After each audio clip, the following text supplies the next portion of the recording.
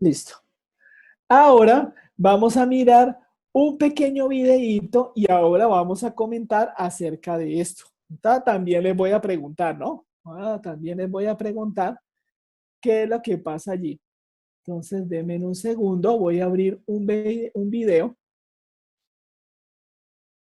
Este es un video supremamente interesante y necesito que le pongan mucho cuidado. Voy a compartir la pantalla y también con el sonido. Este tiene buen sonido y el video está bien claro.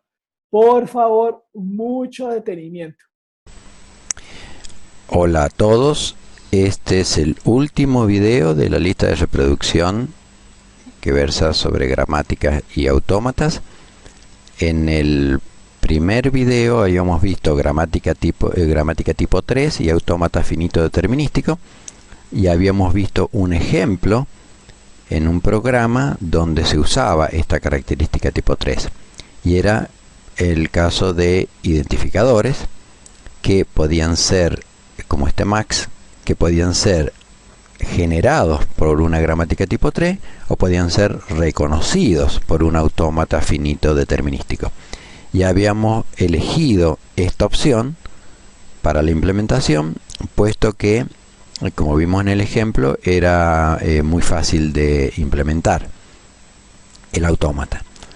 Luego vimos gramática tipo 2 y autómata a pila, y el ejemplo en el que se usaba esta característica tipo 2 eran estructuras anidadas. Por ejemplo, una llave que abre tiene que corresponderse con una llave que cierra, un paréntesis que abre tiene que corresponderse con un paréntesis que cierra. En este caso es más fácil de implementar una gramática tipo 2 que un autómata a pila. Eso lo vamos a ver con mucho detalle durante la asignatura de compiladores. Y finalmente lo que vamos a ver ahora es gramática tipo 1, que luego vamos a entender por qué se llama dependiente del contexto, y vamos a ver un ejemplo en el que se refleja esta característica tipo 1, que es la siguiente: cuando uso una variable, aquí para darle un valor y aquí para mostrar en la pantalla es el valor de esa variable, antes del primer uso tiene que haber una declaración. Tengo que especificarle al compilador si esa variable es entera, como en este caso integer, entera, o si es una variable real, o el tipo que sea. Tengo que declarar el tipo de la variable antes de usar la variable. Bien, esta es una característica tipo 1 del lenguaje, y lo que vamos a ver ahora es una gramática muy sencilla, bueno, no tan sencilla, que genera una gramática tipo 1 que genera este lenguaje. Fijémonos que en el caso del tipo 3, el lenguaje que generamos fue A a la N, y el autómata sería un autómata que acepta, que reconoce una cadena A a la N. Vimos que en el caso de tipo 2, el lenguaje era A a la N, B a la N, es decir que acá podemos generar cadenas con la misma cantidad de A que de B. Y acá hay un detalle importante: yo podría generar, por ejemplo, 3A y 3B con una gramática tipo 3, pero el problema es que yo tengo que garantizar que no haya más A que B o más B que A. Tengo que garantizar que sea exactamente la misma cantidad de A que de B. Entonces, lo que me garantiza que la cantidad de A y de B es la misma en una gramática tipo 2 es que yo puedo poner dos terminales de este lado. Entonces, en el mismo momento que pongo una A, pongo una B. En el mismo momento que pongo un paréntesis que abre, pongo un paréntesis que cierra. En la gramática tipo 3, yo no puedo tener dos terminales en la parte derecha, Por ese motivo no puedo garantizar que la cantidad de paréntesis que abra sea igual a la cantidad de paréntesis que cierra, o la cantidad de A sea idéntica a la cantidad de B. En este tipo 1 lo que vamos a generar es un lenguaje A a la N, B a la N, C a la N, pero garantizando que la cantidad de A, de B y de C es la misma. Es decir, que la gramática no puede generar más A que B o más B que C, etc. Entonces vamos a empezar con esta que es una gramática tipo 1, y lo primero que vamos a hacer es usar el símbolo distinguido es S.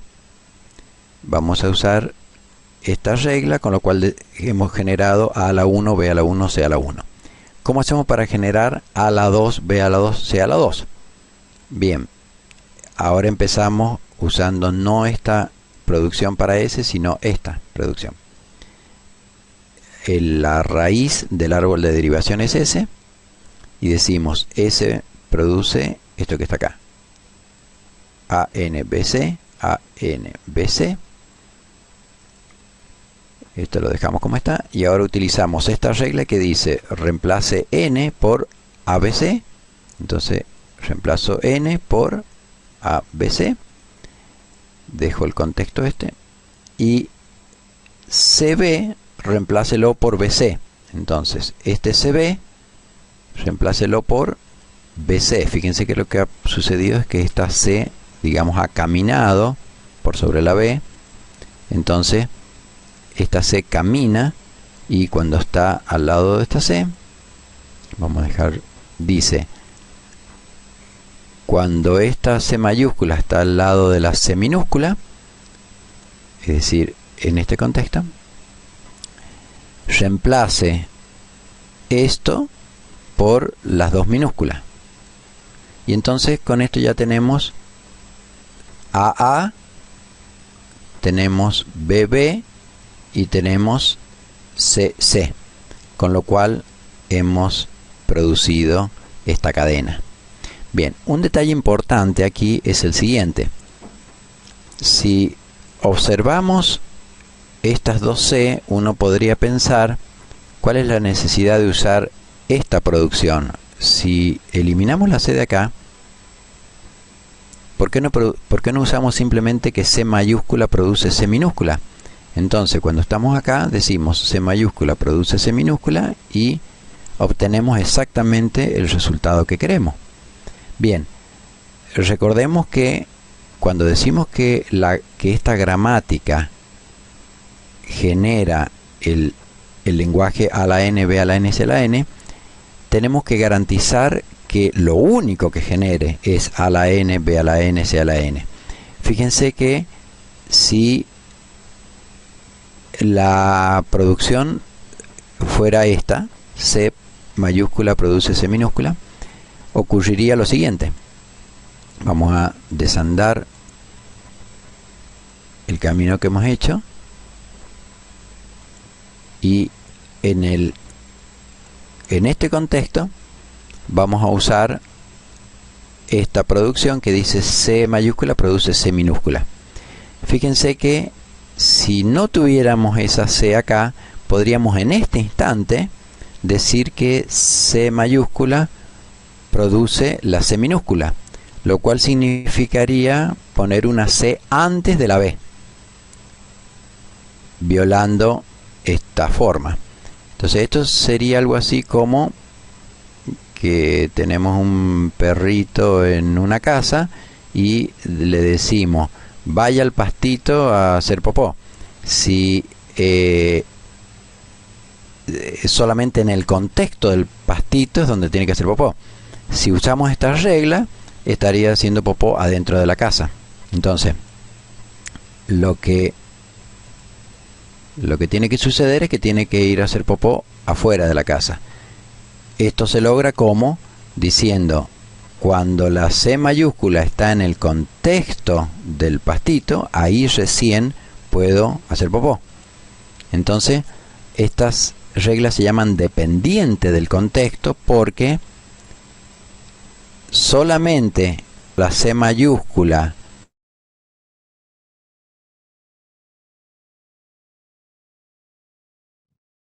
hay una pregunta, cuéntenme. ¿Se detuvo? Ah, caramba. Ve qué extraño. Bueno, voy aquí a... Deme un segundo. Estoy aquí ajustando de nuevo. Solamente este instante. Ya, voy a...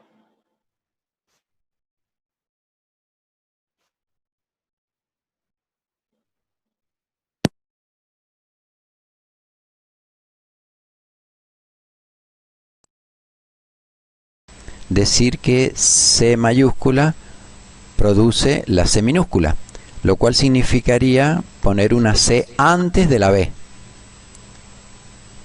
violando esta forma. Entonces esto sería algo así como que tenemos un perrito en una casa y le decimos vaya.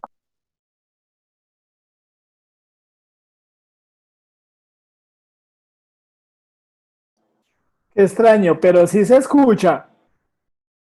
Sí, señor. Se escucha, pero no se ve. Sí se escucha, pero está compartiendo como otra pantalla, creo. Ah, qué raro. Ve qué extraño. A ver.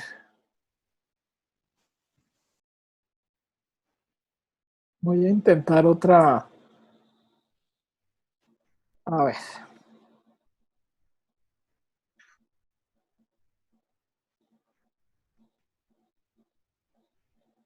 Ahora voy a cenar.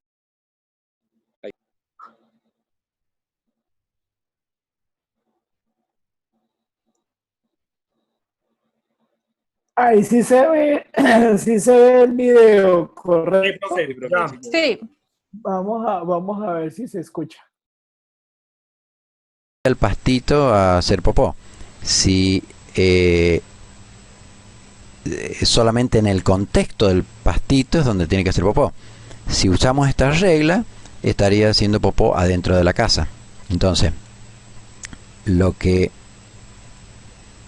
tiene que suceder es que tiene que ir a hacer popó afuera de la casa. Esto se logra como diciendo, cuando la C mayúscula está en el contexto del pastito, ahí recién puedo hacer popó. Entonces, estas reglas se llaman dependiente del contexto porque solamente cuando la C mayúscula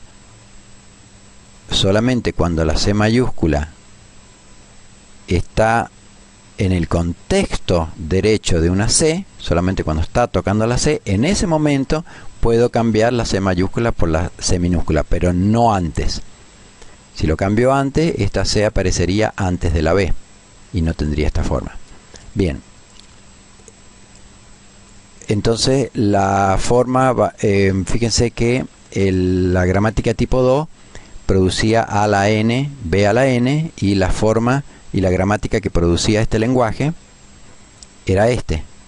Entonces esta gramática se llama libre de contexto, independiente del contexto, context free, libre de contexto, context free, porque justamente la regla S produce a SB o S produce a B lo puede usar en cualquier contexto, mientras que en este caso yo necesito que el C esté tocando la C para poder usar la producción. Por eso se llama dependiente, estas se llaman dependiente del contexto. C en este caso es el contexto. Ahora lo que vamos a hacer es generar A a la N, B a la N, C a la N. Entonces esto lo vamos a ver muy rápido. Y ustedes pueden hacer pausa cuando quieran para verlo en detalle. Entonces S produce esto que está acá. Ahora digo que N produce ABC. Entonces N produce ABC. Ahora esto lo dejo como estaba. Ahora digo que CB produce BC. CB produce BC. ¿Qué es lo que ocurrió aquí? Que la C caminó un lugar. Ahora dejo esto como estaba y digo CC produce B corta CC. Entonces CC produce B corta CC. Y ahora digo, utilizo esta regla, dejo todo como está, que lo que hace es llevarme esta B, o sea, caminar hacia atrás. Entonces B corta B larga B corta es B corta B larga.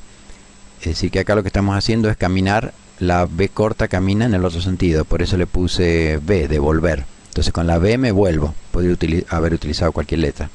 Y esta utilizo C porque estoy recordando que adeudo colocar una C. Entonces aquí ya la coloco y me vuelvo con la B. Entonces dejo todo como está. Y ahora vuelvo a utilizar de nuevo la misma regla que dice B larga B corta es B corta B larga. Esta que está acá. Entonces lo que hemos hecho es la B corta ha vuelto a caminar hacia atrás. Y ahora digo que AB corta es AN. Entonces AB corta es, esto es lo que estaba antes, esto es lo que estaba antes, y digo AB corta es AN. Entonces ahora vuelvo a utilizar esta regla que ya la había utilizado aquí. Y digo N produce ABC. Dejamos todo como está. Y ahora N produce ABC. Ahora vuelvo a utilizar esta regla que ya la había utilizado antes. CB es BC. Y digo CB-BC. Dejamos todo como está. CB es BC. La C ha caminado un lugar. Y ahora vuelvo a utilizar CB-BC, pero vuelvo a dejar el contexto que tenía antes. Y digo CB es BC. Entonces la C ha caminado una vez aquí y otra vez aquí. Entonces esta C ha caminado hacia adelante dos veces. Y ahora utilizo esta. Dejo todo como estaba y digo C mayúscula, C minúscula es dos veces C minúscula.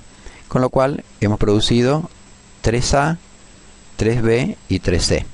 Bien, si esto resulta un poco tedioso o complicado, bueno, más tedioso o complicado va a ser, recuerden que la gramática genera cadena, mientras que el autómata reconoce cadena. Entonces el autómata, para reconocer lenguajes tipo 1, para reconocer cadenas de un lenguaje tipo 1, utiliza un autómata linealmente acotado, que es un caso de una máquina de Turing determinista cuya cinta de memoria está acotada por un cierto número entero de veces sobre la longitud de entrada. Si no se entiende, no se preocupen, porque esto incluso es más complicado que esto, pero no es necesario para el caso del compilador entender todo esto, porque para el compilador no se usan ni gramáticas tipo 3 ni autómatas linealmente acotados. Entonces, si tenemos un árbol de derivación, ¿se acuerdan que en el caso del programa, en el caso de los lenguajes, una cadena, que en este caso eran 3A, en el caso de los lenguajes una cadena es simplemente un programa, que no lo escribo en forma indentada, sino que la escribo en el papel higiénico.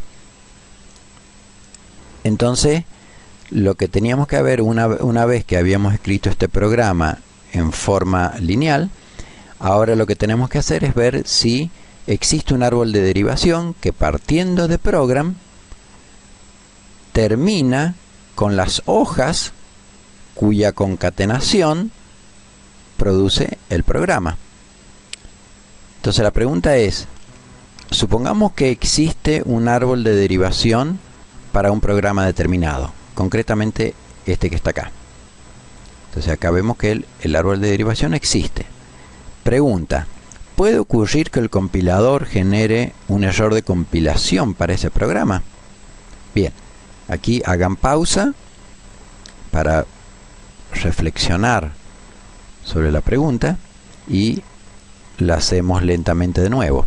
Supongamos que hay un árbol de derivación para un programa determinado, puede ser este o puede ser otro. Y la pregunta es, ¿puede ocurrir que el compilador genere un error de compilación para ese programa pese a que existe un árbol de derivación? Bien, traten de responder ustedes, hagan una pausa y ahora se lo respondo yo. Fíjense que esta X que se ha usado acá previamente ha sido declarada. Esta X que se ha usado acá previamente ha sido declarada. Entonces, esta es la característica tipo 1 del lenguaje. Si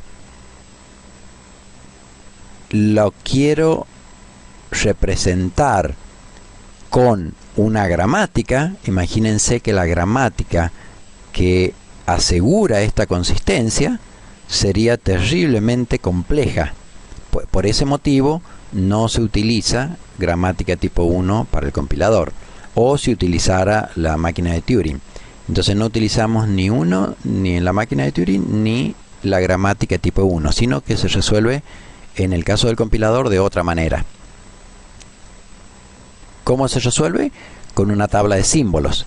Entonces, cuando se va analizando y llega un momento en que encuentra int x, encuentra que está especificando que la variable x es de tipo entero, entonces lo que hace es colocar en la tabla de símbolos que encontró una variable que tiene como identificador x y que tiene como tipo entero. Entonces, cuando posteriormente encuentra el uso de la variable, cada vez que encuentra un uso de la variable, lo único que hace, en vez de utilizar la gramática, es fijarse en la tabla de símbolos si ha sido previamente declarada. Si encuentra que está declarada, dice OK y continúa. Si encuentra que en la tabla de símbolo no está declarada, entonces acusa un error. Como acá la tenemos en la tabla de símbolo, entonces pasa a la siguiente y dice, otra vez estamos haciendo un uso de la variable x. Para ver si ese uso es correcto, me voy a la tabla de símbolo, veo que está declarada y digo OK. Y si no está declarada, acuso error. Entonces, lo podemos ver a esto en el programa, y si acá ejecutamos el programa, como lo ejecutamos antes, vemos que está todo bien. Pero si acá incluimos, por ejemplo, otra variable, digamos i igual a 123 o lo que sea, entonces ahora cuando ejecutamos,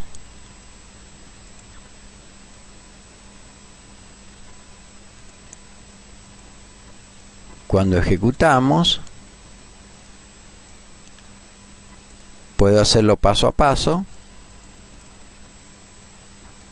Vamos expandiendo el árbol de búsqueda. Entonces fíjense que cuando llega a la x, cuando llega al uso de la x, la pasó sin ningún problema. ¿De acuerdo? Entonces todo esto lo pasa sin problema. Sigue expandiendo el árbol. Sin embargo, cuando llega a esta i, fíjense qué ocurre. Vamos paso a paso y se detiene y me dice error y no está declarado, porque estamos haciendo un uso de la variable i sin haber hecho antes la declaración para esta i. ¿De acuerdo? Entonces, si ahora cambiamos y declaramos esta variable i, entonces ahora no me da más error podemos ir paso a paso, o para hacerlo más rápido directamente compilemos y vemos que llega al final habiendo aceptado este uso porque previamente fue declarado. Bien, para finalizar vamos a hacer un resumen. Y entonces, para el caso de el lenguaje A a la N, las reglas que teníamos eran de este tipo. La gramática era tipo 3. El autómata era autómata finito determinístico. Los ejemplos en el programa eran identificadores. Y vimos que no usábamos la gramática tipo 3, sino que usábamos el autómata finito determinístico porque era más fácil de implementar, que tenía esta pinta. Y la parte del compilador donde se usaba era el análisis léxico o scanning.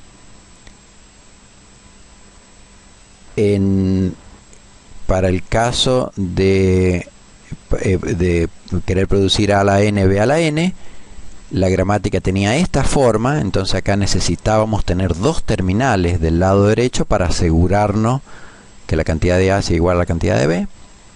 La gramática era tipo 2, se podía implementar con un autómata pila, pero por razones de programación es más fácil utilizar gramática tipo 2 que autómata pila. Y en el programa se reflejaba en estructuras anidadas. El paréntesis que abre tiene que corresponderse con el paréntesis que cierra. La llave que abre se tiene que corresponder con la llave que cierra. Fíjense que esto sería un programa, o sea, una cadena del lenguaje, mientras que esto que está acá son producciones que forman la gramática que generan el lenguaje. Repetimos, esto que está acá sería una cadena, el programa es una cadena del lenguaje, mientras que esto que está acá son producciones que forman la gramática que genera el lenguaje. ¿Y en qué caso se usan estas características tipo 2 en el análisis sintáxico o parser? Finalmente, para generar el lenguaje A a la N, B a la N, C a la N, necesito que en la parte izquierda haya un terminal. Fíjense que acá en la parte izquierda solamente tengo un no terminal. Entonces, para poder utilizar el contexto, necesito un terminal del lado izquierdo, que es la característica de la gramática tipo 1. Entonces, esta es la gramática tipo 1, que es dependiente del contexto. Solamente cuando la C está tocando una C puedo hacer el cambio, antes no. Por eso esta se llamaba independiente del contexto, o libre del contexto, o context free. Se podía utilizar también acá una máquina de Turing, y el ejemplo en el que se usa es que toda variable que se usa, por ejemplo aquí, tiene que estar previamente declarada. Bueno, en el caso del compilador no se usa ni gramática tipo 1 ni máquina de Turing, sino que se usa tabla de símbolos. Y con esto entonces concluiríamos esta lista de reproducción. Muchas gracias por la atención y nos vemos en el próximo video.